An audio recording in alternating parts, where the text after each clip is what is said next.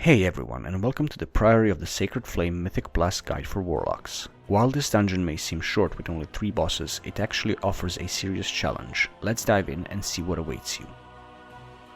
Captain Dailcry is a modular encounter, meaning the fight changes depending on which mini-boss you leave alive. There are 3 of them to choose from and you must defeat 2 before engaging him.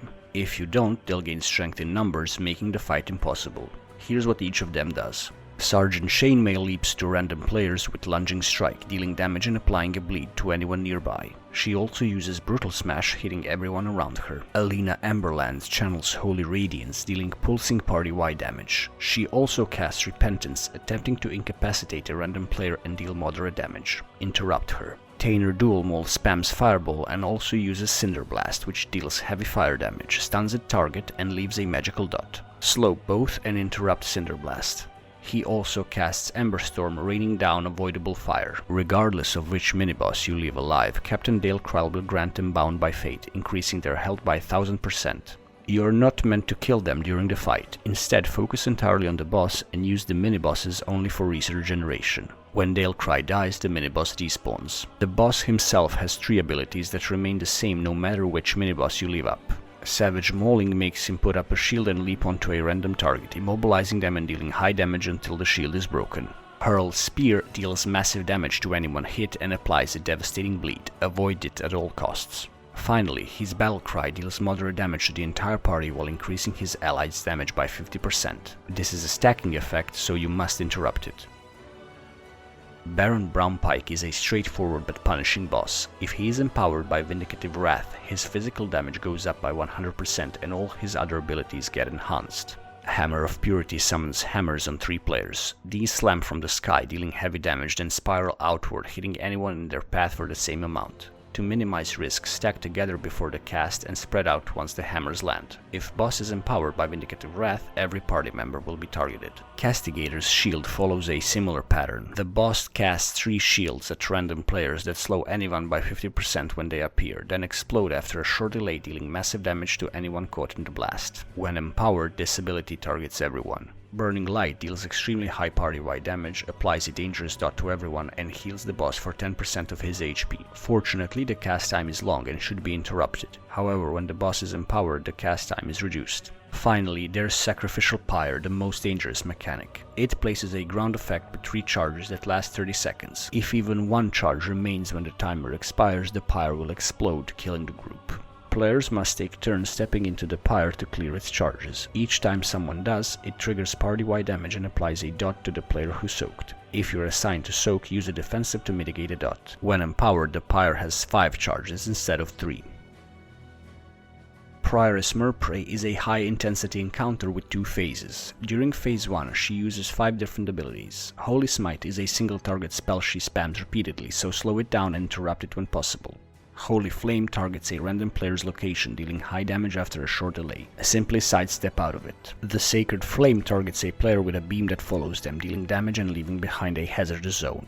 If you're targeted, drag the beam alongside the edge of the room as space is limited. Blinding Light deals moderate party-wide damage, but if you're looking at the boss when she casts it, the damage is doubled and you will be disoriented for 4 seconds. Turn away as she casts to avoid a debuff. Inner Fire is a self-buff that increases her holy damage by 50% and causes her to pulse continuous party damage. When this is active, be extra mindful of her other abilities, especially the ones that deal unavoidable damage. When you get her to 50%, phase 2 begins, as she leaps onto the balcony above the platform and shields herself with Barrier of Light, making her immune to interrupts. She then starts casting Embrace the Light, an ability that deals escalating party-wide damage with each pulse. Your objective is to reach her platform, break the shield and interrupt Embrace the Light before the damage becomes unmanageable. Throughout phase 2, Arathi neophytes will continuously spawn. Their only ability, Overwhelming Power, causes them to deal pulsing damage to anyone within 4 yards while also draining 4% of their health every second. Since they will eventually die on their own, it's best to focus the boss and passively cleave the adds. After you interrupt Embrace the Light, Murrpray will continue to use all abilities she used in the first phase. The first part of the Priory features a wrathy footman who use the Fen to create a small dome that reduces all damage taken by them and their allies by 50%. However, if you hit them with something like a stun, the dome breaks and the footman instead takes 25% increased damage for 10 seconds. Arathi Knights cast Disrupting Shout, dealing party-wide damage and interrupting all spellcasting for 4 seconds. They also use Impale, leaving behind a bleed, so be careful. Fervent Sharpshooters use Pot Shot to target random players and inflict heavy damage. They also cast Caltrops, jumping away and scattering several traps on the ground. Don't step on them as they ensnare you and leave you with a bleed. Warlocks leap onto random targets, applying a bleed that remains until the target is healed to full HP. If you have a shield active and you're full when hit, the dot won't be applied. It's best to stack on the tank while fighting these enemies to keep them within your group's AoE.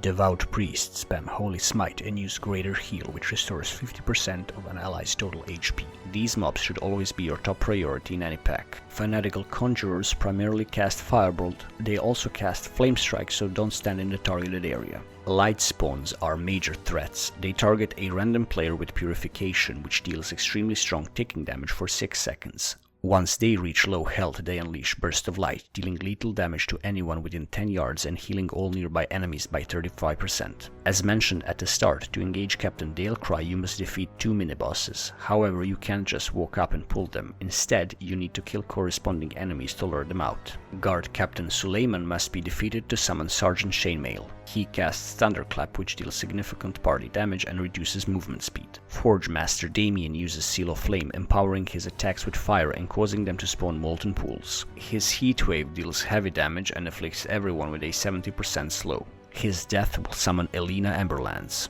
On the other side of the dungeon, High Priest Amia is similar to regular priests, frequently casting Holy Smite. She also applies Reflective Shield, which absorbs damage and reflects 70% of it back to her attackers. Once she dies, you'll be able to engage Dual Mold. After defeating Dailcry, you'll face Zealous Templars, who buffed himself with Templar's Wrath, increasing their damage down by 30%. Use your Fell Hunter to dispel this. Ardent Paladins cast Consecration, creating a strong ground hazard beneath them, so stay clear. They also use Divine Toll, which deals party-wide damage. As you progress past the second boss, you'll start encountering light-infused undead. Upon dying, they trigger Light Within, causing a moderate party-wide explosion. Risen Mages have 2 casts, a basic Fireball and a much more dangerous Fireball Volley. Slow both and interrupt the volley. Much like their living counterparts, Risen Footmen use Block, so handle them the same way. Finally, Sir Braunpyke's Radiant Flame Aura deals moderate ticking damage, but it pulses every half a second, making it extremely punishing. Be prepared to rotate through your defensives. And that's everything you need to know to battle your way through the Light Fanatics. If you found this guide helpful, please hit that like and subscribe button, as it means so much to me. You can also watch me on Twitch, where I stream almost every day. Remember to Soulstone and good luck.